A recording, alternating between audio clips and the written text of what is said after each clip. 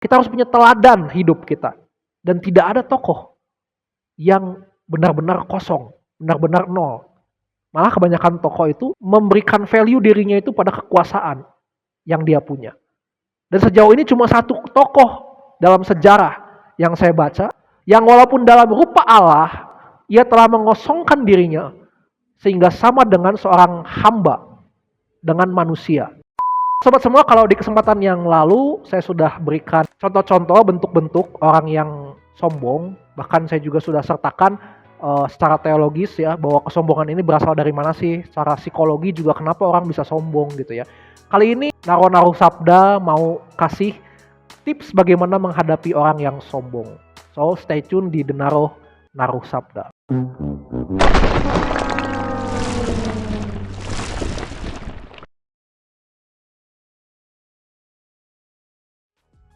Ada 4 cara yang pernah saya lakukan dan itu berhadapan dengan orang yang sombong. Atau bahkan untuk diri kita sendiri. Yang pertama, kita buktikan bahwa diri kita itu lebih sukses daripada dirinya. Kita itu bisa berhasil tanpa campur tangan dirinya. Karya kita lebih bagus dari dia, kita lebih terkenal daripada dia, pendidikan kita lebih maju dari dia. Tapi kita nggak usah ungkapkan itu ke dia. Jadi kita nggak usah perlihatkan itu ke dia, biar dia tahu sendiri gitu ya. Mungkin nanti dia tahu sendiri lewat omongan tangga, lewat omongan saudaranya. Pokoknya kita mau jalan aja. Kita jalan dengan maju. Gitu. Misalkan nanti satu kesempatan kita lagi ada waktu ngobrol dengan dia, maka ngobrolnya itu jangan panjang-panjang ya. Jadi ngobrolnya ya udah sepintas-pintas aja. Tunjukkan kalau kita itu adalah orang yang sibuk, orang yang punya banyak kegiatan, orang yang tidak punya banyak waktu untuk ngobrol dengan dia. Nanti dia akan menilai kita sendiri bahwa oh ternyata dia lebih sibuk dari saya. Saya ini banyak ngomong doang. Maka mungkin saya percaya orang ini tidak akan lagi berani sombong memamerkan dirinya di hadapan kita. Tidak akan. Ya, karena dia sudah merasa sadar bahwa oh, saya ketinggalan gitu ya. Tapi kalau dia ngomongin kita di belakang, ngegibahin kita, mungkin itu lain hal gitu ya. Itu urusan dia dengan Tuhan gitu. Nah, tapi jujur aja kenapa ketika saya melakukan ini ternyata ada hal yang saya akhirnya memutuskan bahwa ini bukan cara yang terbaik. Kenapa? Karena dengan melakukan cara ini, kita nggak sadar, kita juga sendirinya sedang membangun bahwa kita ada bibit-bibit benih-benih sombong. Dan kalau kita bertemu dengan orang yang lebih sukses daripada kita akan ciut sendiri. Kita akan merasa bahwa, aduh iya benar, orang ini lebih hebat dari saya nggak pantas sombong. Jadi itu tuh sudah semacam seperti ada terpatri, sudah jadi cap label bahwa kesuksesan kita adalah senjata untuk mengalahkan orang-orang yang sombong. Jadi kalau ada orang yang lebih sukses daripada kita dan orang itu sombong kepada kita, ya sudah, kita sudah game over, kita sudah kalah. Karena senjata kita sudah kalah, ada senjata yang lebih hebat daripada kita. Dan itu sudah pernah saya alamin. Ya. Jadi untuk cara yang pertama ini ya mungkin bisa berhasil tapi tidak akan permanen. Bahkan mungkin cenderung akan melahirkan yang namanya rantai dendam. Jadi mungkin orang yang akhirnya kalah itu dia mungkin akan berusaha lebih sukses daripada kita dan ketika dia sukses, dia akan kembali sombong kepada kita. Nah, ini yang pertama. Nah, yang kedua adalah dengan cara kita lari, kita putuskan hubungan dengan orang-orang yang sombong tadi. Ya, benar-benar putus hubungan. Tetapi dengan catatan kita adalah orang-orang yang tidak benar-benar susah. Jadi kita adalah orang-orang yang mapan, orang yang cukup, dan kita adalah orang yang tidak berhutang budi pada orang yang sombong ini. Nah, kalau kita sudah ada di posisi seperti itu, ya udah. Ya, dia mau sombong seberapa hebat pun ya kita tinggalkan aja, kita hiraukan, kita putus hubungan sama sekali. Nah, tapi kelemahan cara ini, ternyata ketika saya coba cara ini, itu ternyata ada momen tertentu yang saya yakin Tuhan izinkan ya, itu ketika Tuhan mempertemukan saya, padahal saya udah gak mau ketemu sama orang ini lagi. Tapi gak tahu kenapa Tuhan mempertemukan saya percaya tuh dengan orang ini, sehingga ketika dipertemukan, aduh di situ saya merasa malu gitu ya, saya merasa kikuk gitu, apa yang harus saya omongin. Padahal saya udah tinggalin orang ini. Ya saya jadi ketahuan dong, saya menghindar dari dia gitu ya. Mau gak mau ya saya di depan dia harus mangut-mangut aja. Ya saya jadi orang yang munafik gitu ya. Saya di depan dia baik, di belakang ketika saya tinggalin dia, saya menyimpan rasa gak suka sama orang ini. Atau bahkan mungkin saya bisa ngomongin dia ke orang-orang yang lain. Dan ini cara kedua ini, cara yang juga sama tidak permanen gitu ya. Nah, cara yang ketiga adalah cara kita itu menjadi orang yang pura-pura bego, yang pura-pura miskin, pura-pura nggak tahu, pura-pura lemah gitu ya di depan orang yang sombong kepada kita. Jadi seperti kita tuh sebenarnya dalam hati tuh bilang bahwa ini saya lakukan ini kan coba untuk menyenangkan kamu, supaya kamu senang aja. saya tahu bahwa saya itu sebenarnya lebih hebat daripada kamu gitu ya. Nah itu adalah cara pura-pura jadi orang yang bego, supaya orang sombong ini senang dan merasa dirinya lebih hebat daripada kita. Padahal kita tahu bahwa itu tuh kita lakukan ya sengaja aja. Bahkan kalau kita pakai cara ini bisa berhasil, bahkan membuat dia itu jadi malah baik sama kita. Jangan salah, dia itu jadi orang yang bahkan bisa memberikan kita hartanya, bisa mempercayakan status untuk kita. Karena apa? Karena kita meninggi-ninggikan dia. Kan biasanya orang gitu ya. Kebanyakan orang kalau dipuji, kalau dituruti kemauannya, ya, kalau dibagus-bagusin, dia akan tinggi hati, dia akan merasa bahwa ternyata betul saya lebih hebat daripada kamu. Ya, jadi dia tidak merasa ada pengganggu di sekitarnya.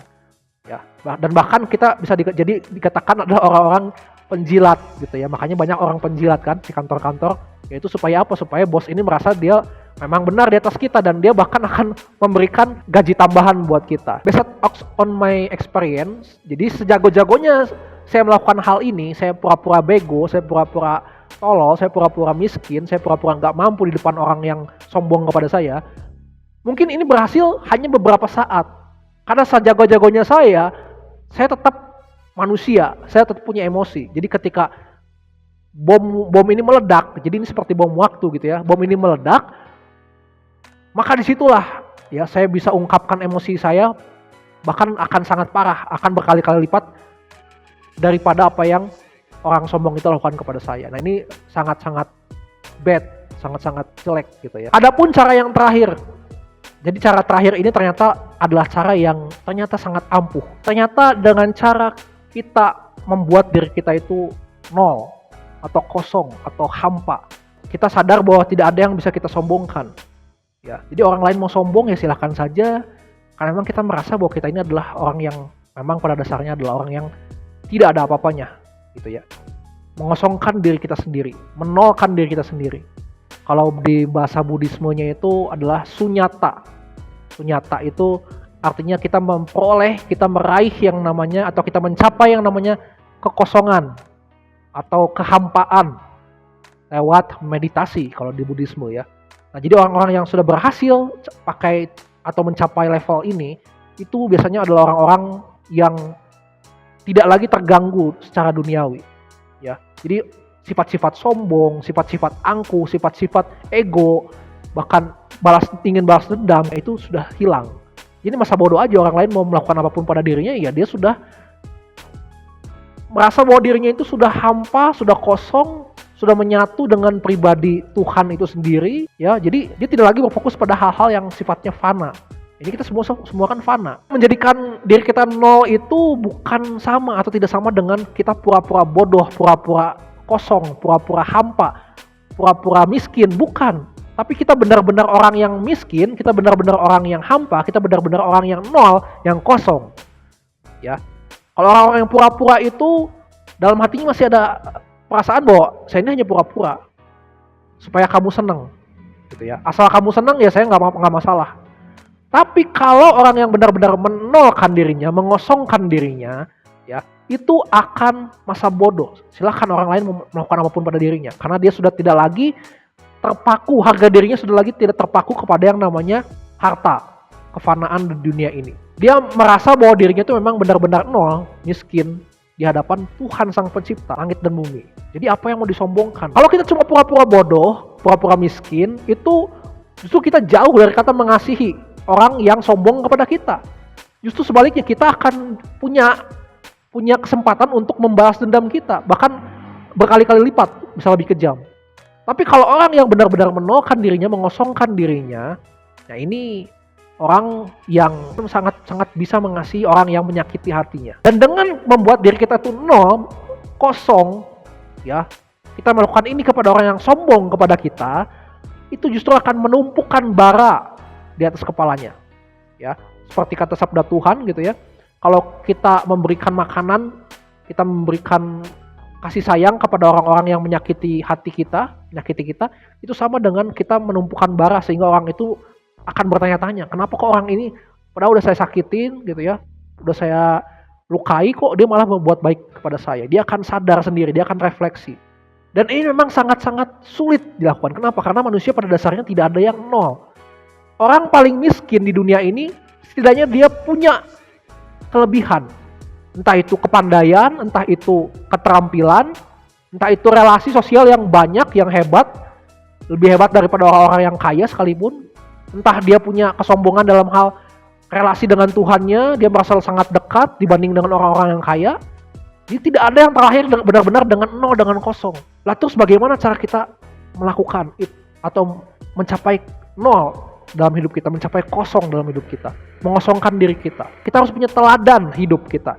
Dan tidak ada tokoh yang benar-benar kosong, benar-benar nol. Malah kebanyakan tokoh itu memberikan value dirinya itu pada kekuasaan yang dia punya. Dan sejauh ini cuma satu tokoh dalam sejarah yang saya baca yang bisa mengosongkan diri, dan bahkan ditulis dalam sabda Tuhan, ya Filipi 2 ayat 7-8, yang walaupun dalam rupa Allah, ia telah mengosongkan dirinya sehingga sama dengan seorang hamba dengan manusia. Dan dia dikenal dengan nama Yesus Kristus atau Isa Al-Masih di dalam Injil. Dan tokoh inilah yang kemudian mengubahkan saya bahwa kalau Tuhan, Yesus Kristus itu dikenal oleh umat Kristiani sebagai Tuhan, sebagai Allah yang mewujud menjadi manusia, datang ke bumi, merendahkan dirinya, mengosongkan dirinya menjadi seperti manusia. Kalau Allah yang maha kuasa, yang maha mulia saja mau loh seperti itu, maka siapa saya? Bahkan dikatakan di ayat ke-8-nya, dia tuh taat sampai mati di atas kayu salib. Artinya orang yang mengosongkan dirinya, menolakkan dirinya, itu orang yang menanggalkan pakaian yang lama, kemudian dia mengenakan pakaian yang baru gitu ya. Jadi apa yang dikenakan pakaian baru itu adalah ketaatan seperti apa yang Yesus Kristus lakukan. Ketaatan kepada apa? Kehendak Bapa. Saya berkali-kali katakan dari sabda Tuhan ya, bahwa kehendak Bapa adalah supaya setiap orang yang melihat, mendengar siapa itu Yesus Kristus itu percaya dan bahkan nanti akan dibangkitkan pada hari penghakiman. Dibangkitkan kemudian bersama-sama dengan Tuhan Yesus Kristus kelak di sorga. Tetapi celakanya justru kebanyakan orang-orang Kristen menjadi batu sandungan bagi saudara-saudaranya, sesamanya, keluarganya, yang padahal keluarganya ini sudah percaya kepada Tuhan Yesus loh ya. Dia keluarganya ini Kristen. Tapi malah jadi batu sandungan. Hanya gara-gara dia memvalidasi dirinya sebagai orang yang benar, dan memang nyatanya dia adalah yang benar dan saudaranya yang salah. Tapi dia tidak mau rendah hati, duluan minta maaf, dia lebih mementingkan gengsinya gitu ya. Sehingga apa? Saudaranya itu yang sudah percaya Tuhan Yesus malah mundur, malah menjadi murtad. Ketika mereka murtad, nanti kita malah nyalahin mereka, oh mereka sih memang jarang ke gereja, mereka sih wajar gitu ya, nggak pernah baca Alkitab, padahal mereka itu sebenarnya kecewa karena kita. Nah inilah yang sering banyak terjadi, yang tidak disadari. Nah, dan kadang kita ini yang tidak kita sadari juga, kalau kita itu ya sobat semua memvalidasi, membela diri ya, itu bukan karena kehendak Bapa, tapi motivasinya adalah karena ingin kita itu dinilai orang adalah orang yang benar, adalah orang yang punya karakter yang wibawa yang benar dan tidak pernah salah gitu ya. Bukan motivasinya adalah supaya orang lain itu mengenal Tuhan Yesus, supaya orang lain itu bertobat, tapi supaya orang lain menilai kita adalah orang yang benar. Nah ini motivasi yang salah, yang keliru. Jadi bertobatlah kalian yang punya motivasi seperti ini. Karena sebenarnya motivasi yang benar tadi dikatakan adalah supaya kita menaati kehendak Bapa, yaitu supaya orang lain percaya, mengenal, bahkan nanti supaya orang lain, keluarga kita, saudara-saudara kita yang mengenal Tuhan Yesus itu dibangkitkan sama-sama dengan kita, hidup bersama-sama dengan kita kelak di surga, di kerajaan Allah, di Yerusalem yang baru. Itu goalnya, itu tujuannya. Semoga dengan apa yang sudah saya bagikan ya sobat semua, ini boleh makin membuat kita semakin rendah hati, be humble, juga semakin mendekatkan kita kepada Tuhan ya, dan bahkan kita menjadi berkat, dampak bagi orang-orang di sekitar kita. Salam hangat buat keluarga tercinta, salam toleransi, dan Tuhan menyertai, memberkati kita semua.